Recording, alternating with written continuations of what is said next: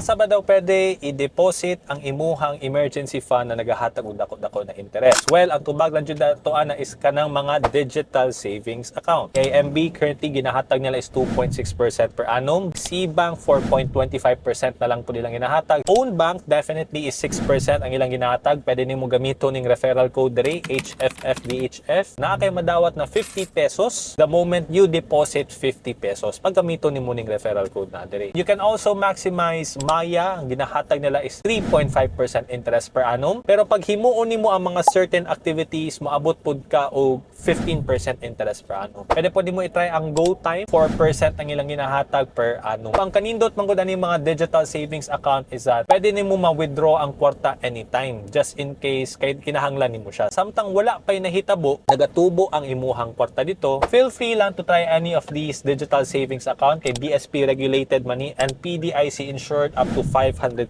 pesos. Mao na ang tip jud namo na ginahatag sa mga tao is that ayaw pagbutang og kwarta that's more than 500,000 pesos sa kaning mga digital savings account para just in case lang mga bankrupt man sila for whatever reason, ang imuhang 500,000 pesos kay insured. So para sa imuha unsa na mga digital savings account ang imuhang gusto i-try? Comment lang sa comment section.